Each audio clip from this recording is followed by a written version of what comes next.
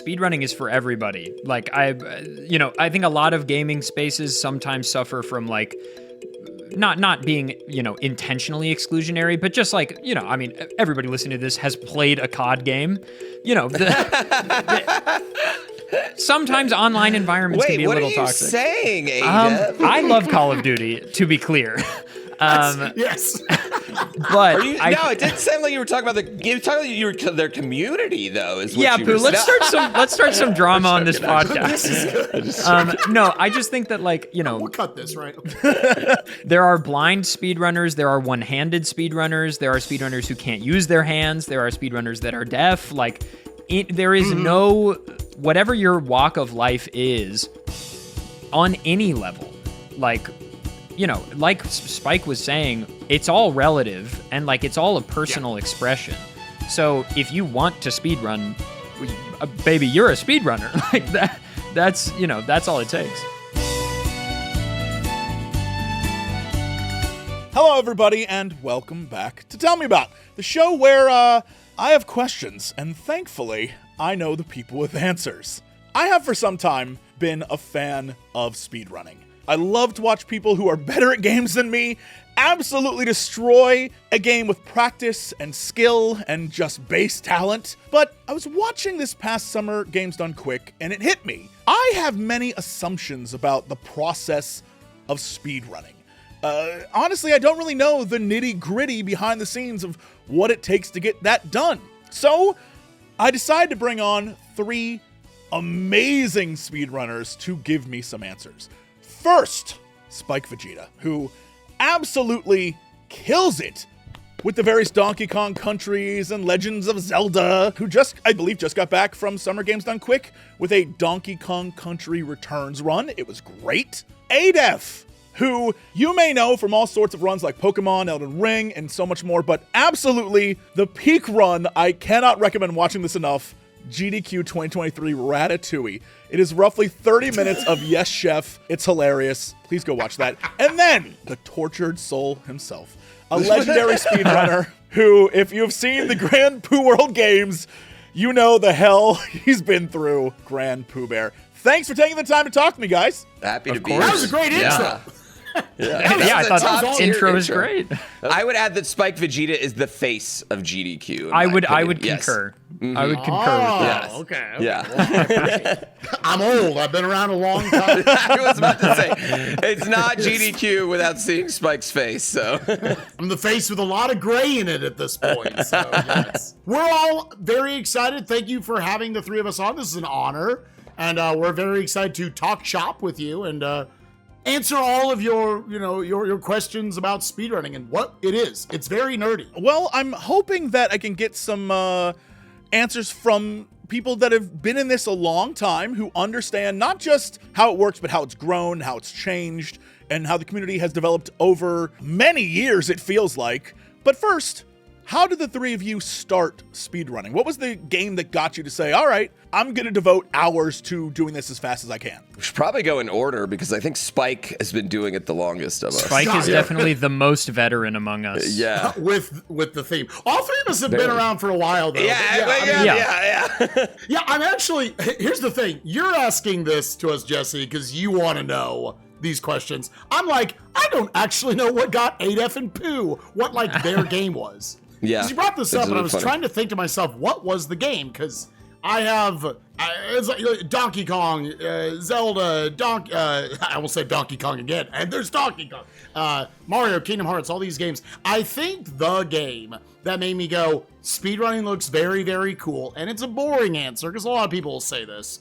Mario 64, watching people move the plumber very, very well in a movement engine from 1996 that probably the devs didn't even know was that good. I think we'll never stop being fascinating to watch. Pooh actually said this. They recently found a new strategy, and by recent, like 2-3 years ago, called carpetless.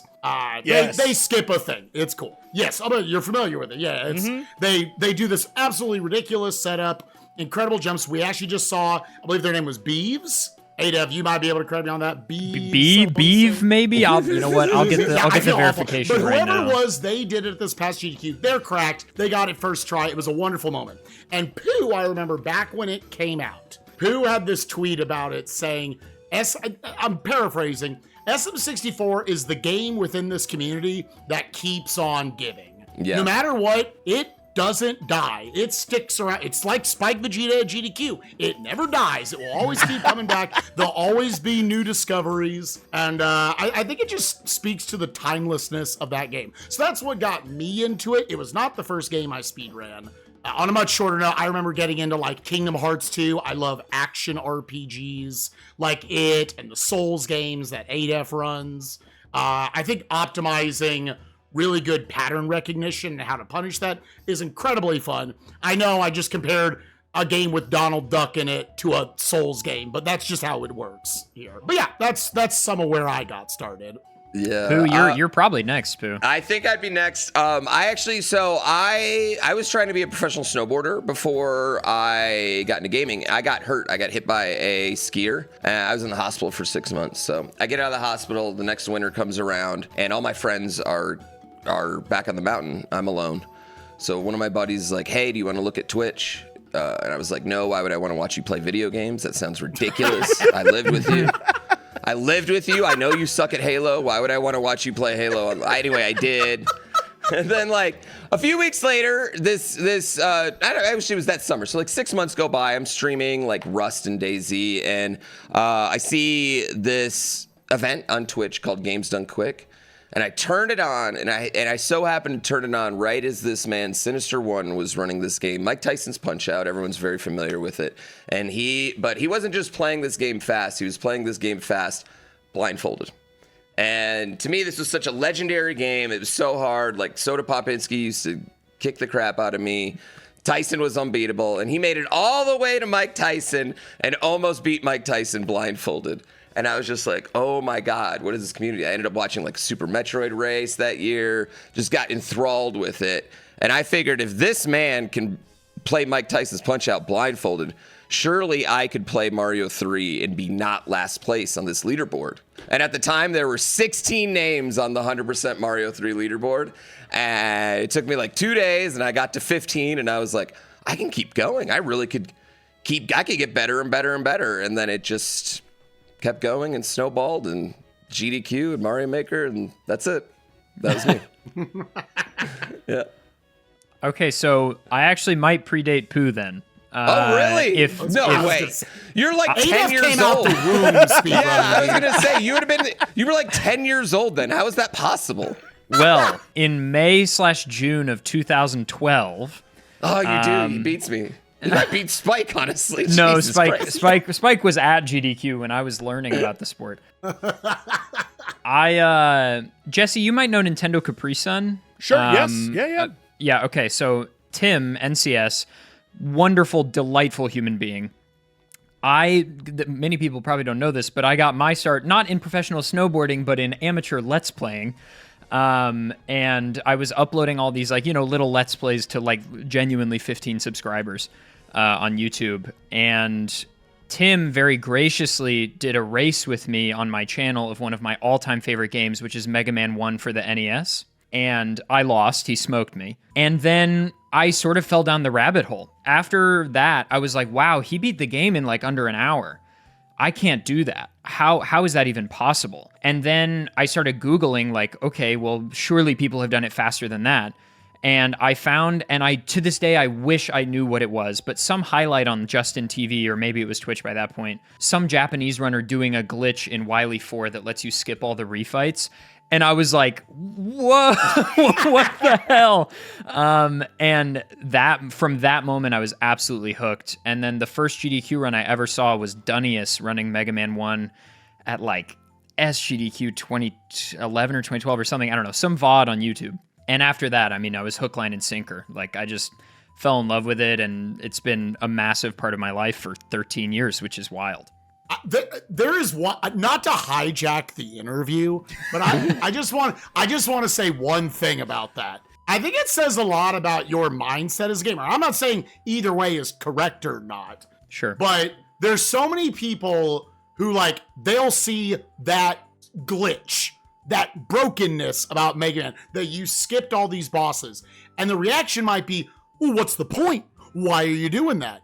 I think it's very interesting because it sounded like it was out of excitement that you just thought that looked cool.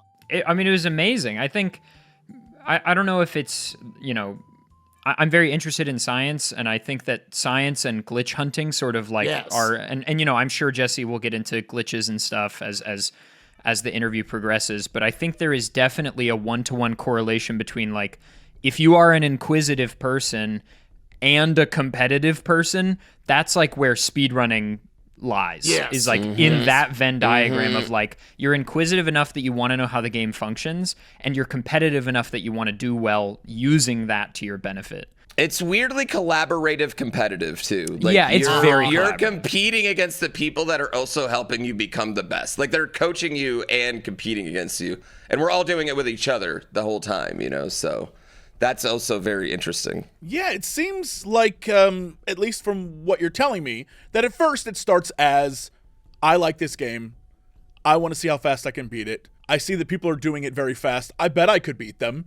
Then you keep at it and keep doing it. And then as the community around it forms, you talk to each other about the different speeds and you watch other videos. And then you're like, oh, that guy did this thing that actually made it faster. So if I add that to my run, now I will be faster. And can I beat that time? And it keeps progressing faster and faster and faster. And soon you're like, well, if I take this plate into the corner, it skips 45% of the game. It's like that kind of thing. And it just grows, but it's all kind of like everyone working together and then competitively trying to use all that information to be faster than everyone else. And then it just keeps growing, and then friendships form. And that's why there's like 80 people on a couch at GDQ. It's so true, Jesse. Honestly. Yeah. I don't think we had to have this interview. I think you basically nailed it. I think you understand it pretty good, man. It's pretty good, actually. No, because it's especially exciting. All of us have had the benefits of being...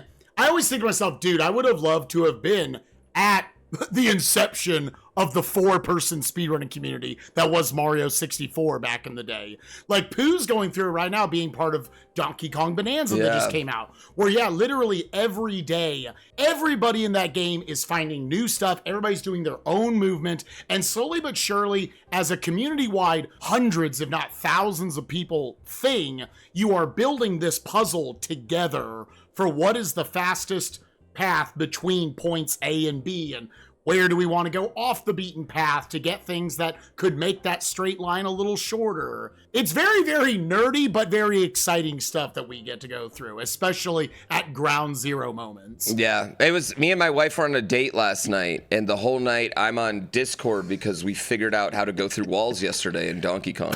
So I'm on Discord.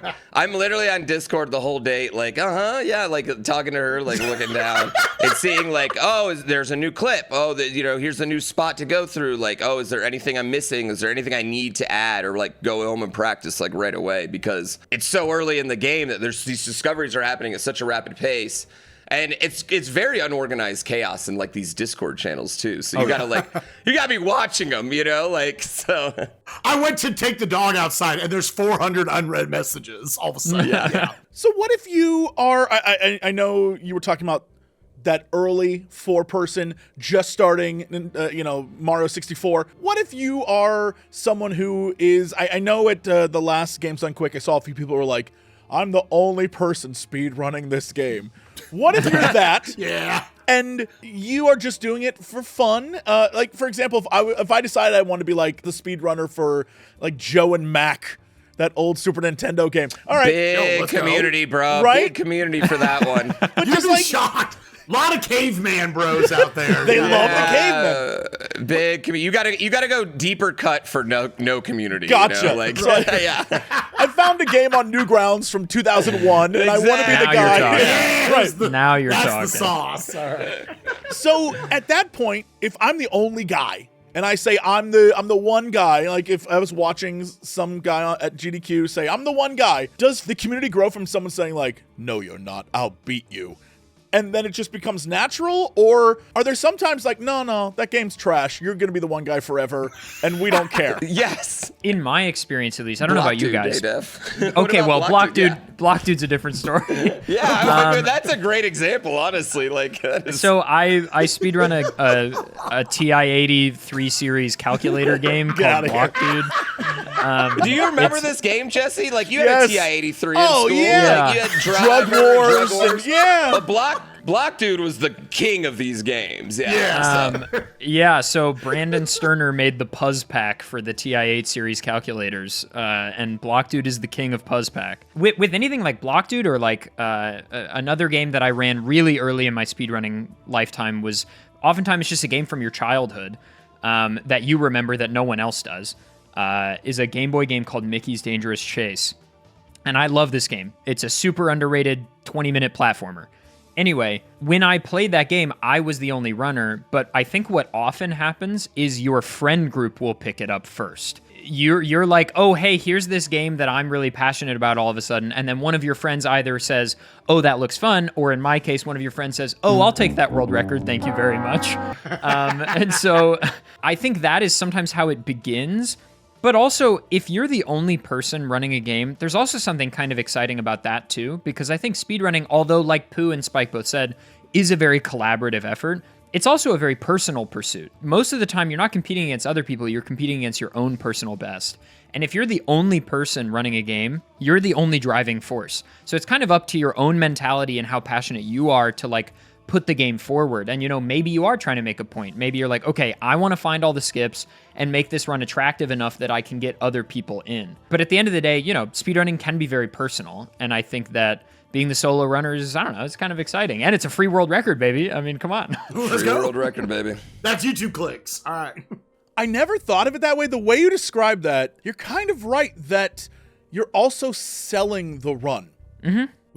And that, yeah, you can pick a game and become a speedrunner of that game, but at the same time, for the community's sake, it kind of has to be, this is a weird thing to say, a little sexy. Like, you gotta make the run appealing to people. When Spike and I are backstage at GDQ, I oftentimes, if a game goes up on stage that we've never seen before, the conversation isn't like, oh, this game looks dumb. It's like we see a skip and then Spike and I are both like, oh, that looks fun. I think speedruns definitely can be like, this is going to sound also weird, but attractive. Like, it's like, alluring to play. Yeah, 100% agree with that. There's games that I could, like Super Metroid, I can watch people move in that all day long. Mario 64, just talking about that one. There are just some games that are just like, they are sexy to watch speedrun. Super Mario Odyssey is my, like, I love watching people move fast in that game. Yeah. It's fun when it feels like, especially because you're like, what kind of games attract runners the most? And it's generally, yes, popular games, but also games with very dynamic movement. It doesn't look like a casual playthrough. When I played Mario 64, it was cool when I did a triple jump. That was like the greatest moment of my gaming life right there. They're, doing backwards long jumps, clipping through walls. They're skipping over all these platforms and everything, death-defying left and right. And one of my most lasting moments initially getting into watching speedrunning was watching someone play the famous chemical plant zone from Sonic 2. And anybody can do it, but dude, when the music hits and they're going so fast with Sonic, the camera cannot keep up. And they're doing all this blind movement. Like that's the sort of stuff I could give to anyone who's just like, I'm a gamer, but I don't really get speedrunning. I say, this is how you get speedrunning. Just watch this clip. It's the coolest thing of all time, and it's fail-safe. Everybody gets into it at that point. When you look at speedruns that are very, very popular, it's usually a platformer or a Souls-like or something, like you were saying, where the movement visually is interesting, and you can easily keep up with what's going on, because it's like, oh, that guy just dodged that thing, or that guy stabbed that guy in the back, or that guy just flew through a level in a way I didn't know was possible. That's insane. And yeah, I completely get what you're talking about. It's like some confluence of skill expression and like low randomness, or high randomness and like middle skill expression. Like there's some curve of these two things. There is a combo of those that make it all work. Yeah. Because like Souls games are so good. I mean, I speedrun Elden Ring. I adore Elden Ring with my entire heart. I think it's perfect. But like, it is so good for speedrunning largely because I think the disparity between the casual experience and the experienced experience is so easily recognizable because in just the boss fights, like, you know, are we allowed to curse on this show, Jesse? Go nuts. Oh, thank fucking God. Oh my God. I was so worried earlier. I talked and Feel poo trying. Oh my God. Yeah, I was like, oh, don't curse. Oh God. Okay. You know, we've been talking about movement games, and like, I love the movement, and for me, part of the thing in Elden Ring, like, moving around on torrent is great, but fuck the movement. Like, right. Watching an Elden Ring speedrun, the thing people scrub through on the YouTube bar is like, they're looking for the boss fights, because that's the memorable part of the game. And there's a huge confluence, like I said, of like skill expression of, I know every pattern and I know what it looks like when they're starting to swing, and I know when to roll, and I know when my openings are. But then there's the random element of like, okay, but there's some attacks that just suck. How do I deal with that? So like, those two things mesh together really beautifully in speedruns, I think, and can create that feeling when you're watching a Mario 64 run of like, holy shit, like, they're 10,000 times better than me. Yeah. Mm-hmm. Okay, I was trying to be like the guy who's like, I'm gonna wait and see if they have I don't want to interrupt anyone. No, I get it. No, I get it. There's a lot of, look, one thing, Jesse, is all three of us are very loud voices, so you're... Yeah, I'm trying to temper myself, because I could talk for an hour on yeah, each that's of these the other thing. We all love and you would have no speedrunning. footage. Yeah, I was gonna say I think we're all trying to not, because like, we could do an hour on every single one of these topics easy alone, like, so yeah. Don't worry about us. All good. Yeah, you butt in whenever you need to. Yeah. So let's stick with Mario 64 as an example, since we've been talking about it. It's the best one. And clearly one that everyone It's relates still to. the GOAT, dude. Yeah. Yeah. So Still bangs. When we talk about things like the different categories of speedrunning, in my mind, there are things like any percent and 100% and glitchless and all sorts of other ones. And using Mario 64 as an example, my thought on how all of this kind of comes together would be, at first, someone was like, I'm going to beat Mario 64 as fast as I can. And I assume that would be in any percent. They just beat it the best way they could, as quickly as they could. Then someone probably came along and was like, well, I'm going to see if I can get all the stars. So that would be 100%, I imagine. And then there's glitchless, it'll be like, well, I'm going to do all that, but not use those cheats you guys are using. And this will be my version of it. Like, what are the different categories of it? And then how do people determine what categories, I don't want to say matter, but are the ones that people feature and are like, those are the ones? Well, I think, not every run is built the same. Like, not every run is the same. The shorter the run, the more optimized it's going to be.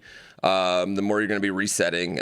Generally, the more boring it is. Honestly, the shorter the run. Like, there is a sweet spot for like the god tier runs, I guess, time wise. You know, you want something that's like right around that kind of like 40-minute to an hour 10, hour 20 mark, I've noticed. That is the sweet spot. Yeah. That's the hot spot where you get the really loved runs, I think. So that matters. But generally, I think it is like, the community will be playing it and like, what's the most fun one to run? And that will become the first one that matters. You know what I mean? And then you get tricks, and then someone will find a trick for that, and then another one will matter. Usually the any percent, the 100%, those ones are usually it. And then like whatever beating the game casual, like whatever your experience of beating the game casual, usually that's a type of run too. You know what I mean? That same kind of like, just go through the game the same way from start to finish that someone would. And those ones are all usually pretty important, but that doesn't necessarily mean like the community is going to gravitate to whatever run ends up being the most fun. I put that in quotes because that is, you know, very subjective, but that usually what ends up being the most important is which one is the most fun. I do think, though, Mario 64 is kind of a curious example because the categories in Mario 64 were born out of the skips that were found.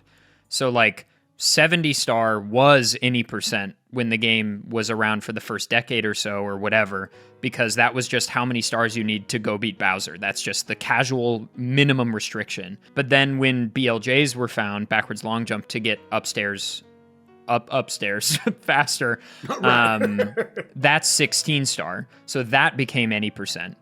But the community still loved 70 star. They didn't want to lose 70 star so instead of any percent and 100%, 70 star and 120 star, they kept the number of stars as the restriction on the category because they still really love 70. And 70 is great. I think 70 is a super underrated Mario 64 speedrun. Everybody loves 120, but like 70 is great. Big fan of 70. And then, over the years, it's technically gotten even shorter. 1 star became possible, and then 0 stars became possible. So, like, the proper any percent, and like Pooh was saying, the least fun version of Mario 64 is 0 star. But it's still, the optimization that the current world record holder, Suigi, has, first of all, he has a clean leaderboard sweep on every category in that game. Which is so unreal to think about. Of that game, it's wild. Because you always have to compare it to, like, swimmers, or runners. Yeah. People are good at sprinting and people are good at marathoning. Very rare for someone to be good at all of them, Yeah. And within that, you've got, to go back to your question, Jesse, about like what categories kind of stick around. So you might sit there and say, okay, well, there was 16 star. When they found 0 star, 0, 1 star, does that mean something like 16 star shouldn't exist anymore? Like it's just, okay, so you've got your 100%, your any percent, and you're like glitchless, which is also technically what 70 star is. 16 stars stuck around, and a lot of people ask, why is that? It's, at this point, a completely arbitrary number. You're using some glitches, but not others. And it's really just because the community, I think at its core, you can, of course, optimize any speedrun. 16 star is a very, very good launch point for anybody who wants to get into Mario 64 speedrunning. Jesse, I don't know if you've ever messed around with the thought of speedrunning, but I would tell almost anyone 16 star is actually one of the best speedrun categories to start with. You got a nice mixture of your moving Mario, your bread and butter, your diving and triple jumping and long jumping everywhere, but you also get a couple of, I think, relatively easy to learn glitches that make it feel like a speedrun. So again, to go back to the question, some categories stick around, not necessarily because of like its own given merits or its, its importance to the larger media and whatnot. It's just, this is a very good category for beginners to get into. There is, and it does get contentious sometimes in the community picking these arbitrary rules. Because to some people, any percent is very holy. You know what I mean? And some people, it is very, we do it no matter what. Some people don't care about the fun. They only care about bringing the time down. Other communities will prioritize fun, keep categories around because, like a glitch takes away a lot of like really fun movement or something. They'll keep categories around just so more people want to play it. So it's not cut and dry by any means. And the leaderboards evolve. They evolve over years and years and years. When I started Mario 3, there were 4, categories. Now there's probably 14. There's a whole different leaderboard with extended categories of just really random arbitrary stuff. And some of those categories have become the most popular. Like all forts was the most popular category for like 2 years in Mario 3. That category is the sauce, dude. It is hot. It is hot. It is the best category in Mario 3. But so it is just all like it is a very evolving situation too, as far as what categories are in, what are relevant, and what's known. I think something worth mentioning about categories is like Pooh used the word arbitrary, which is absolutely what they are. Like, yes. Within the broader speedrunning community, obviously any percent and 100% are sort of like the standards, but every community will have very arbitrary designations for what sticks around, like Pooh said. Sort of to relate back to when, Jesse, you were talking about like, well, what if I'm the only person running this game? There are categories like that within popular games. Like, let's say I wanted to run Super Mario Odyssey all purple coins. Like, not very many people run that, but you could. And I think that is totally fine and justified and great. And also, if you're a beginner and you love what speedrunning looks like, but it seems daunting, take Ocarina of Time, for example. Ocarina of Time is a game I have poured unlimited hours into for speedrunning, and the glitches are very vast and expansive, and some of them are quite difficult to pull off. But like, yes, if you watch ZFG play Ocarina of Time 100%, it looks pretty unapproachable. He's doing hundreds of tricks every 5 minutes. However, you could boot up your N64 and do 100% with no glitches right now. Yep. And it's still a valid speedrun. You aren't going to be top of the leaderboard, but frankly, who cares? Like, if you're just starting out, do what you want. Whenever somebody asks me how to get started in speedrunning, my piece of advice is always like, pick a game you like that can be beaten relatively quickly, that you know pretty well, and you're not worried about never being able to play it casually again. Those are the requirements, because you will beat the game to death, and then you will never be able to experience it casually ever again. I speedran one Zelda and learned I never want to speedrun Zeldas again. Yeah. It doesn't jive with everyone, for sure. There are some games you want to leave us. Those are my casual babies. Yeah. Paper Mario, Because then Thousand you Year know Door. too is one much. for You're me. cursed with knowledge. Yeah, I learned the prologue. I learned the prologue in Thousand Year Door was my favorite game, and I immediately quit. I was like, nope, I already know too much. I don't. Because people will talk about it all the time, feeling like, I feel like there's this, I think that's what we're on the show today talking about. Is like people are like, they maybe know like GDQ and whatnot, they know speedruns on the surface level, but I think the most important thing to understand about like, oh, I could never get into speedrunning, I'm not a good enough gamer. First of all, I suck. We're all terrible. It's all time we put in, it's dedication, it's community. Practice. Speedrunning is as easy or as hard a thing as you want it to be. There's no like hard restrictions to it. Like take, these are very popular within Souls games, a hit list challenge. Like, well, okay, if I get hit, it's over. If I, take a death in, a Mario game, Sonic or something, then I can keep going, ideally, within the game. It's whatever the time is. And I'm not comparing myself to the ZFGs of Ocarina of Time. I can just compare it to myself and slowly within that self-improvement get better and better and better. And then you kind of realize after a while, like, oh, I've climbed this leaderboard without even realizing it, if that's even important to you. Anybody here can do it, and I promise you, you can find a game that would be super, super fun for you. I think a lot of people look at speedrunning like it's just us like kind of finding a bunch of zeros and ones and breaking it down. And to a certain extent, you have to break it down like that if you want to super optimize it. But at the end of the day, it can also just be, man, I just want to jam with my favorite video games. And I want to understand more about it. To that effect too, like speedrunning is for everybody. Like I think a lot of gaming spaces sometimes suffer from like, not being, intentionally exclusionary, but just like, everybody listening to this has played a COD game. Sometimes online environments can be a little toxic. What are you saying, Adef? I love Call of Duty, to be clear. Yes. But it didn't sound like you were talking about their community, though. Is what you Pooh, were let's start some drama on this podcast. No, I just think that We'll cut this, right? Okay. there are blind speedrunners, there are one-handed speedrunners, there are speedrunners who can't use their hands, there are speedrunners that are deaf. Like, there is no, whatever your walk of life is, on any level, like Spike was saying, it's all relative and like it's all a personal expression. So if you want to speedrun, baby, you're a speedrunner. Like that. That's all it takes. I like to compare speedrunning to like dancing. It's a lot like a core, and you start off like when you're learning a dance, it's a lot of like freestyle and eventually you get into that like sync where you'd be in sync with a troupe, and then you can see the guys that dance a lot, speedrun a lot. Like when you watch them run, they're kind of in sync, And I think anyone can learn a choreographed dance. I think anyone can learn a speedrun. And also to that point, I think generally, not always, but generally, the person who has a speedrun, a world record, is the person who has put the most time into the game over the last 365 days. 100%. Yes, that is the person who has it. The person who has literally just put the time in. It is very, very, very rarely that there is someone that is just naturally gifted and talented, so much that they can like skip the work.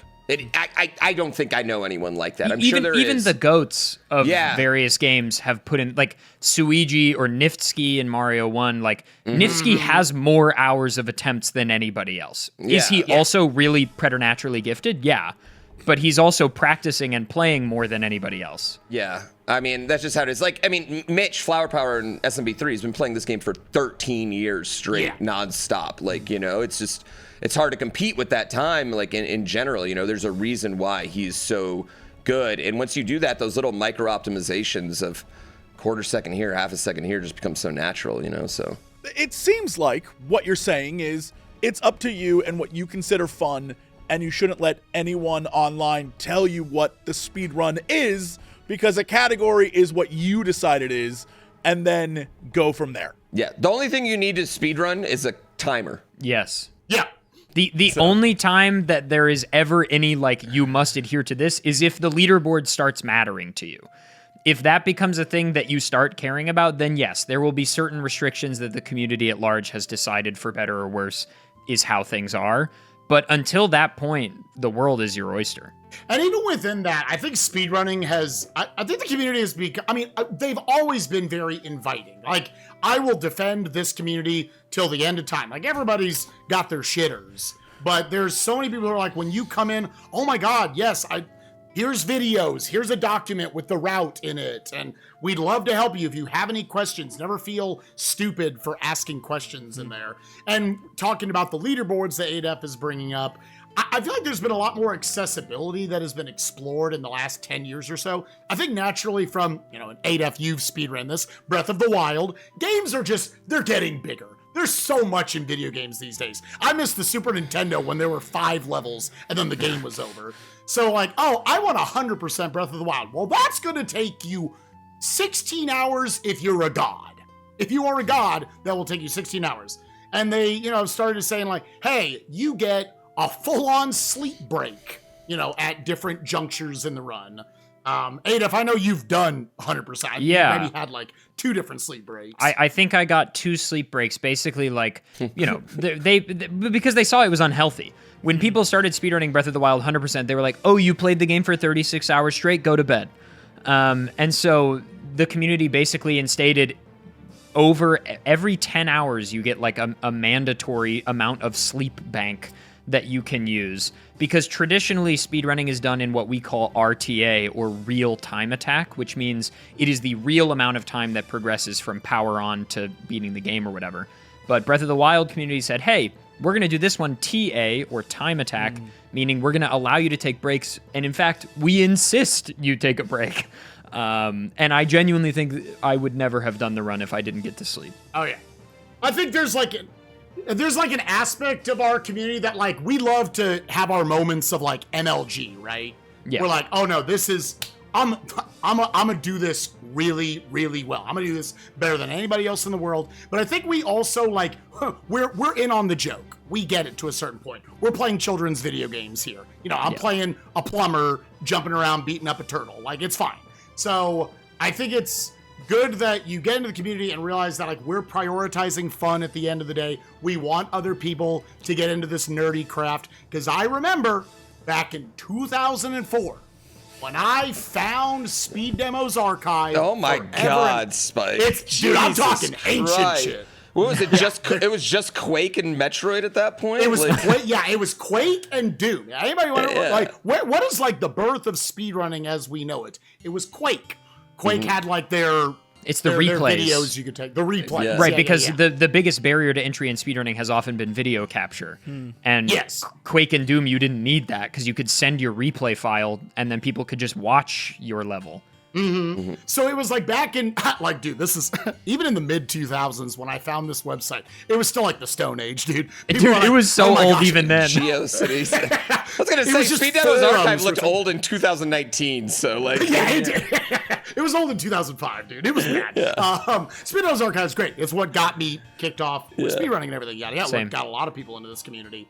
But it was all over forum posts and stuff. And someone would be like, oh, I just found this time save. You'll know in 8 months when the VHS tape gets to our editor and they're able to upload it and everything. So, I forgot where like we started on this conversation with it, but yeah, speedrunning's cool. I don't remember where we started. Yeah, it's cool. Yeah. You were talking about accessibility, Spike. Accessibility. Yeah. I still forget where I got it. I don't know. I just start talking. This is what's great about editing this out. And I would especially say the names on the leaderboards in a post-Switch, post-pandemic world. Both of those. I think the Switch was a huge bump for people because all of a sudden there's these people that can practice on like laying in bed. You know? Oh, yeah. Which was, I think, actually huge for people in 2018. And then, of course, the pandemic. So many people getting capture cards, like learning how Twitch actually works. You know what I mean? I'm going to upload videos now. Well, what am I going to upload videos of? You know? Yeah, just the accessibility of it on the video side has gotten so much easier, and I think that seems to explode from players. Dude, Yeah. OBS, the open broadcasting software, is the single greatest boon to speedrunning and probably most online archival hobbies, period. The fact that OBS is free and so easy to use. Dude, when we had to use XSplit back in the early 2010s, like, dog, dark times. Okay? Oh man, I think XSplit's honestly easier than. Okay, I don't know about easier. But it XSplit costs is money. cool though, and it costs money. But yeah, OBS is like, you know, if you're speedrunning a PC game, I think a lot of people view speedrunning and streaming as like a synchronous thing, which is true. However, you don't need a webcam and a capture card to speedrun. In the olden days, people pointed their cameras at the TV, and now everyone has a goddamn camera in their pocket. And if you're speedrunning a PC game, or dare I say it, something emulated that you obviously also own, OBS is a click away. You legally obtained the ROM. You legally ripped it from your cartridge. Let's be clear on that. Most speedrunners, at least in my estimation, are not streaming. They're not showing their face to camera. They're not being vocal about it. They're just playing a game and uploading footage and or times, and that's it. Is that a correct assumption that most people are just doing the speedrun and not actually a streamer or something like that? I think it's become commonplace to stream attempts, even if you're not somebody who cares about streaming. That's why I started streaming, was mostly just so that there would be proof of my runs. Like there is definitely a legitimacy that is added to runs via streaming because it's live and people can watch you reset, people can watch you fuck up. Whereas like if I come out of nowhere and upload a world record to YouTube, people are gonna be dubious about it. So streaming has definitely become a very big part of it, but not being a streamer, to be clear.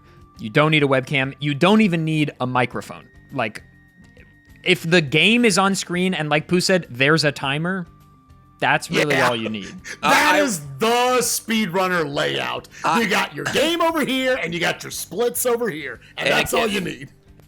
Yeah. Yes, or an anime girl. A waifu. Yeah, a waifu. Yeah, I think most speedrunners are just people doing, they get home from work and they want to run a couple attempts. Yeah. It's not like, oh, I'm growing a platform. You do not need to be a content creator to speedrun. In fact, I would argue they you work against each shouldn't other. be. They work against each other pretty hard. This is a great note to end this. Yeah. Don't By the become a way, content if you creator. want to do this for a living, don't do it. Well, I think it's really hard. I think all three of us can agree it's really hard. All three of us would love to just grind runs all day, but it'd be very difficult to make a living off that. There's almost nothing I'd love more than just having the time to run Twilight Princess 100% in my free time. But I don't have 9 hours every single day. So This was brought up, and I feel like we should definitely talk about it. Cheating. Let's say I want to be a Donkey Kong Bonanza guy, and I'm just going to start uploading videos to YouTube. What's to stop me from doing like some quick ninja edits to make it look like I'm way better than I am, or modifying game files in some way, or like if I do a live thing, what if I did some sort of back-end shenanigans and like, oh, yeah, I'm playing it live, but I'm also invincible. Like, crazy stuff like that. How does the community regulate it? How do you spot things like this? Or is it just, it happens and it sucks and maybe 5 years from now we'll find out? So before Pooh says there's nothing stopping it, I do actually, because we touched on this briefly before the call and I have been thinking about it. And I think this is going to sound like a huge cop-out, but the number one thing preventing people from cheating is just being a human being. Like, first of all, there is almost nothing to gain but internet clout points, which has never stopped anybody in the past, granted.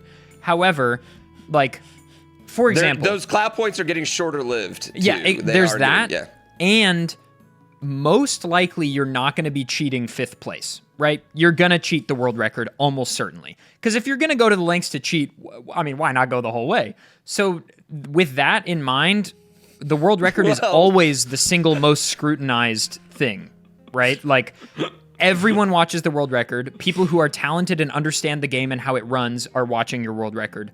I would say most times people cheat, it gets caught almost immediately. It does happen that things don't get caught immediately, but they do eventually. And like, your name is going to get absolutely dragged. Like, people are going to hate you. You're going to be the laughingstock of the world. Cough, Minecraft speedrunning drama, cough. But like, you know. Okay, that's the one I would say, you know, where it's like. Modifying game files to like increase drop rates, whether or not it actually happened. It did. It did. But whether or not it actually happened, like, obviously that's very hard to spot, but people did eventually spot it. But to answer your question, Jesse, yes, in principle, there's not really a lot to regulate against it besides, you know, communities can, for example, a lot of communities in recent years have instituted, if your time is below a certain threshold time, say sub 1 hour, which makes you competitive, you must upload a video. Like, there is no, you can't just claim to have a time unsubstantiated. So there's that helps. But also, communities have created proof calling tools. Like, over the years, they've figured out ways to detect spliced runs. Super Meat Boy was one that was famous for this. Yeah. Meat Boy, we didn't know that some of our gods were cheaters, but evidently they were. Somebody figured out that the that loading. One was rough. Yes, I'm not going to name names because I think it's not important to call out cheating, but they figured out that the load icon actually had like a detectable pattern. And so they could go through and see if you spliced in the load into a different level or like a different playthrough. I've already talked too much, but basically the TLDR is like, I think the greatest thing preventing cheating is just common sense.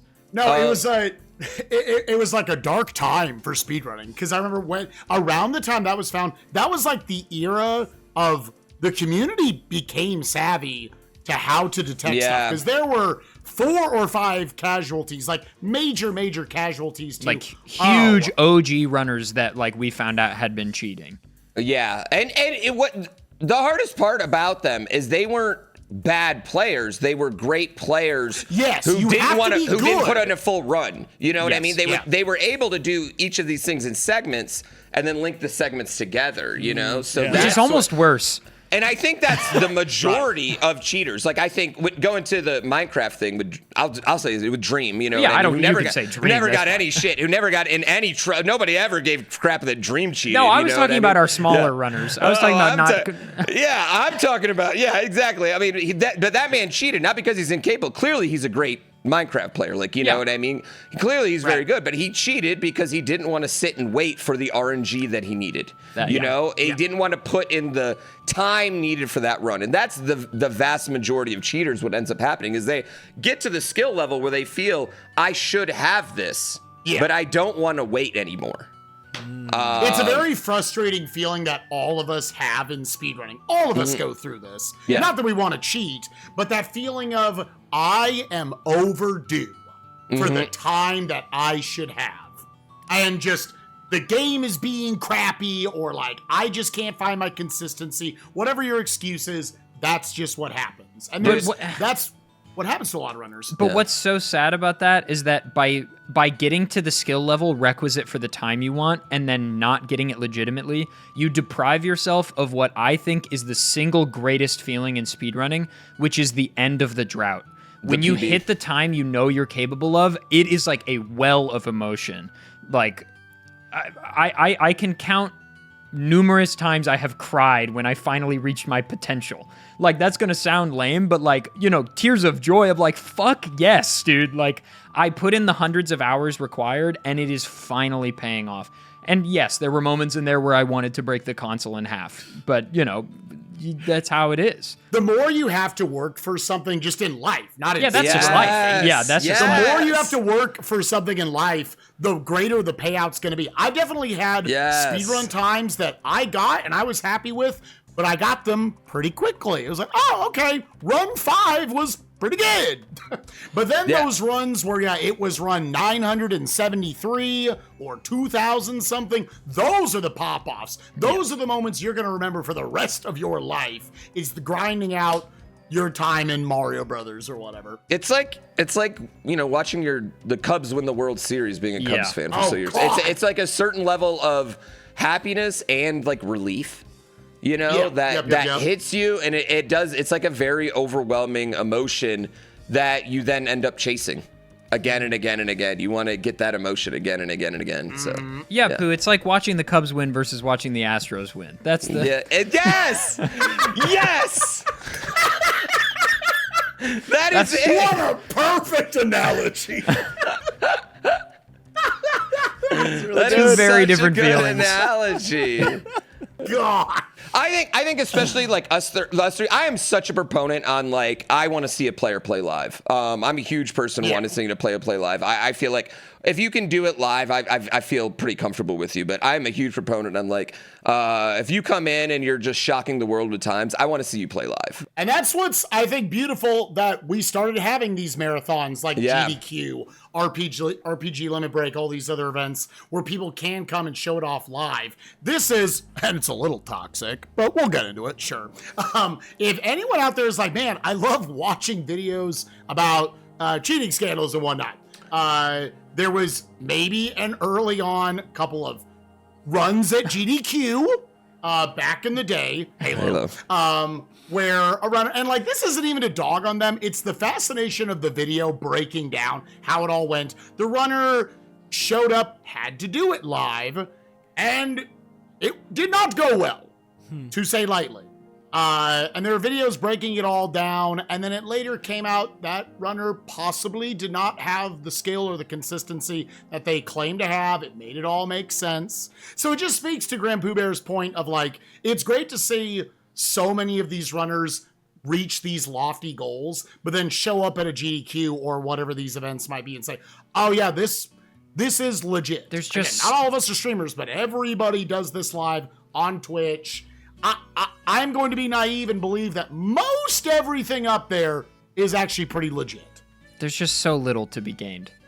Like, Yes. You know what? I used to think I am kind of on the opposite of this. I feel like it doesn't matter how little there is to be gained right now. People are just still trying to gain. I mean, you look at like, I don't know, like, I hate to use this example, but like Dr. Lupo in chess, right? Like that, nothing to be gained there. They're the littlest thing ever, but it's just like, That's a good point, yeah. Ego-driven humans. Yeah, we all make think that, mistakes. right? Yeah. We all make mistakes and do things and everything like that. So I don't think it's like not prevalent in my mind. There was a point in 2017 where I was just like, people don't cheat. There's no point in doing it. You don't get anything. And then the Meat Boy came out, Dream and everything. And now I have since changed my view on that a little bit. The only thing would benefit us is you don't get internet famous for speedrunning anymore. So We know. what we're not ready to talk about is that I pop 5 ibuprofens before I have to mash on my controller. So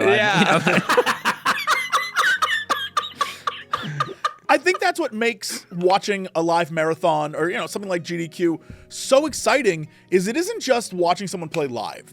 It's watching someone who has to not just play live, but also do it in front of an audience, do it with the pressure of a charity, do it with the pressure of being entertaining while doing the stream, having other people talk in the background while there's so many things going on. And then to watch the consistency and delivery of just nailing it is so impressive. And that's why I love watching those, because it's not just talent. There's like all these other factors going into it. And when you see it happen and come together, you're like, damn, that was glorious. I get that. I mean, I think GDQ is definitely the ground zero for, I'd say, like 95% of speedrunners. It's also just, I mean, it's like watching the Olympics, not to equate the level of dedication. I think Olympic athletes have to do far more. However, what? Yeah, getting the Mario 120 star world record has to be on par with, I don't know, Usain Bolt. No, I think that like Honestly, for that one, maybe. Maybe. For that one, maybe. But I think that it's just entertaining to watch people that are good at something. you get better as you do more runs. My first run, I was so nervous, and then you get less nervous, and you just, it starts to become more natural. Adef and Spike are there all week on TV all week. They have no nerves once they walk up there, so. A little. I was waiting. I was waiting for that. Depends. Not no nerves? It depends. Well, no. So here's this is not even about speedrunning or gaming. I always say this to people. I think once you have zero nerves, there's a little bit of a problem. I always kind of view it because I performed on stage as an actor like probably 1,000+ times throughout, just like tours and whatnot. I was always, and it stuck with me in speedrunning, I have always been a little bit nervous before I go on stage because all that represents is that you care. Yes, that nerves mean you care. A good show, 100%. Now, that might, for someone like a Pooh or someone might, be reflected in like, you're jazzed up, you're excited to get out there and do it. Whatever is like coursing through your veins. But always make sure you don't lose, or I guess I should say, don't feel bad if you're nervous about doing anything performative in your entire life, because that is a good thing, in my opinion. You just want to do well. This is going to sound insane, but people are adrenaline junkies for different things. I love the feeling of being nervous before going on stage. I don't know what it is. I feel so alive in that moment. Like, I'm so afraid. And I'm like, damn, I'm not dead right now. I don't know. I just, that feeling of anything could happen, but I'm going to do my best. And that. And anything does. And anything, Pooh will tell you, anything can happen on stage at a Games Done Quick run. And if anything has happened, it's happened to Pooh. That is I don't know, Jesse, you've done live TV, right? And you get it. Live TV never goes perfect and everything. Yeah, so no. Never. That is there's the big meme of that's never happened before. And it's incredible how often it does happen on a GDQ stage where you're just I've never seen that before. Wild. So. And most of the really great runs are someone just having to roll with the punches. Something terrible happens and they salvage it in a way that you're like, oh, and everyone cheers and it's amazing. Yeah, it's part of the gig. Bad speed runs can end up being great GDQ runs. Mm-hmm. Put that on a t-shirt. We need to talk to the Yeti, dude. Actually make that a t-shirt. That's kind of fire. Guys, before I wrap up, first up, thank you for taking the time. This has been awesome talking to you. But I had one last question. Glad we're done with part one. Glad we're done with part one of the 5-part series here. Yeah, right. Now we're going to teach you 16-star, Jesse. I did have a question to wrap this whole thing up. What is the hardest you have ever worked for a run? Oh, I know my answer. Okay. So Mega Man 1, to come back to the beginning of the podcast, Mega Man 1 was the game I started speedrunning, and I speedrun it off and on for 7 years. And then in 2019, I got out of a rather lengthy relationship, and I also didn't have a job, and it was summer between college semesters, so I had truly fucking nothing to do. And I was living alone, and I played Mega Man 1 all day for 3 months straight. Damn. And my goal was to get sub 19 minutes. And I'm sure Pooh and Spike both have stories like this, but I can remember the runs that didn't make it. That was 6 years ago, and I remember the runs that almost did and then failed. I had one where I was on the best pace of my life and my power went out. That was devastating. I listened to New Donk City for 2 hours to try to cheer myself up. True story. But when I finally I got 18 minutes and 54 seconds, and I almost went and got a tattoo with 1854. That's how. Let's go. That's how valued that run was to me. Yeah, I was gonna say. I gotta lie. Yeah. They're truly, and that didn't even put me. It put me in the top 10.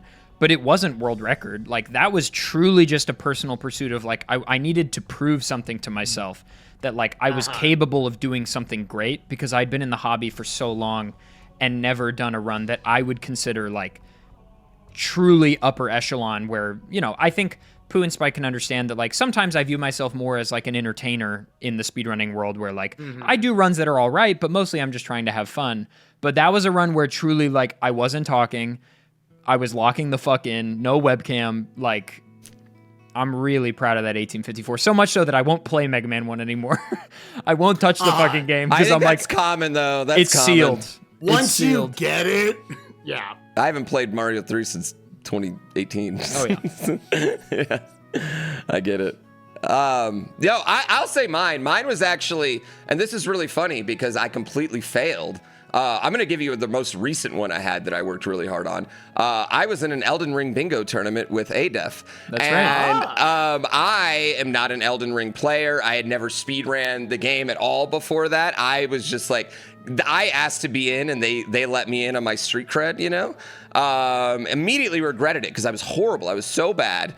And the first week I was lost and so bad. I worked so hard to try and get good. And finally, at the end of the season, I seemed so close to winning this one game. It was devastating. It was devastating. It was devastating. It was really fun because like week to week, you could see I would take these massive jumps week to week, and it was so fun and satisfying. And also, like, I think being an underdog, like when I play Mario, I'm expected to win and expected to do well. I will do well. But in that, it was like so new to me and such an underdog thing that it was just like, I got so addicted to the improvement. So that was definitely it. And I failed. I completely failed. I didn't win a race. I didn't win one match. I went 0-9. Probably the only person in bingo history in that thing to go 0-9. So Chris and I almost went 0-9 the season before. yeah. So yeah. But it's fun. But now I'm an addict. Second place. Yeah. But now I'm an addict, and I can't wait for next season. You know, like so. To gas Pooh up a little bit, like, from an outside perspective, I was the rookie the season before, and dude, Pooh went from like, they truly threw him in the deep end. Like this tournament was 1v1s against like the who's who of Elden Ring gods. And Pooh truly was just like, all right, well, let's see what happens. And then by week 9, that's so brave, dude. My dude was Genuinely. locked the fuck in by week 9. It was so impressive. Yeah, it took me 9 weeks, but we got to the point where now I'm competitive. Yeah. Oh, absolutely. And you're sitting there like, I failed, I did this and that. But again, going back to the accessibility of speedrunning and like It's how in my much, quiver. how inviting they are Yeah. to the community, like you succeeded against yourself. You look at Pooh week 1 versus Pooh week 9, night and day. He was like Genuinely literally was one nothing square else. away from beating one of the best players in the tournament in week 9. Like whereas like week 1 it was like, oh well, Pooh's still learning, and then week 9 we were like, go. It is truly addicting watching yourself get better at everything in Oh, life. yeah. And speedrunning is like a constant outlet for that for our brains. So, for mine, because, you know, I've got a bunch of different games that like I've gone on a grind and, you know, eventually came out on the other end, either successful or unsuccessful. I'll use this one to try to pull an adage for it for people listening to this. It was actually, I've run a bunch of different games. One of them I ran, the longest game I've ever ran was Final Fantasy IX. And for anyone wondering, 9 is in the title because that's how long the run is, baby. That's a 9-hour speed run. It's big, long, all day. You've got breaks. You're pissing in the middle of it. It's great. As you go through this run, so you can imagine in it being 9 hours, it's a grind. There's so much randomness to it, so much RNG that can screw you over. There's a lot of RNG that you have to react to accordingly, all the menus and everything you've got to do. There's a lot of skill expression within a turn-based RPG speedrun. You would be surprised. Probably the biggest point of pop-off / relief I've ever had in a speedrun. There was one day I was on unreal pace. I had never, you know, just I was like 15 minutes ahead or something. It was everything I wanted the run to be. It was done. We come up on the final boss, and the final boss has like a 95% consistent way that he dies. I rolled the nat 1 on the D20. I got the awful RNG. I wasn't able to react to it, and the run died. We're talking almost 9 hours into this thing. And like, you know, people having to like talk me down and everything. Like, I'm like actually we're sitting here trying to have fun, but I was clearly visibly upset about this happening. Like, oh, why is the universe against me? I'm never going to get that pace again. The next day I got the run. There is, and the reason why I bring this, I was able to get the time I wanted. bet it felt I was so able to much better that next day, dude. It did. It was the relief of it, the feeling of self-improvement was so much better. And it's to say for anybody, because you're going to get into speedrunning and you are going to have runs fail in devastating ways. Again, same with just life in general. You're going to do something, you're going to feel like you almost have it and you made the trip at the finish line. If you were able to do it once, you can do it again. I always try to tell myself about that. We can get that pace again. You got to pick yourself back up and you got to keep on going down the road. It's a process. Sometimes it might come quickly, but almost all the time when it's something you truly care about, it's a lot of hours you have to be in, you have to put into it, and you have to enjoy the journey. That is the best way to end. Thank you for being here. Thank you guys for telling me about the world of speedrunning. I'm sure we could talk a lot more, but maybe we'll save that for the future. we could do a 12-part series over this, man. You know? Dude, legitimately 4 parts on Super Metroid alone. We were joking about it. I'm so grateful for you giving me your time. Thank you guys. And this has been a blast. Thanks for having us. I mean, truly. Yeah, I mean, you. there's almost nothing the three of us like talking about more than like OG speedrunning stuff. So Yeah. Thank you so much for having us on. This was Let a us wonderful spread our gospel. opportunity, and just get to talk with some buds and a new bud, Jesse. Thank you. You're great.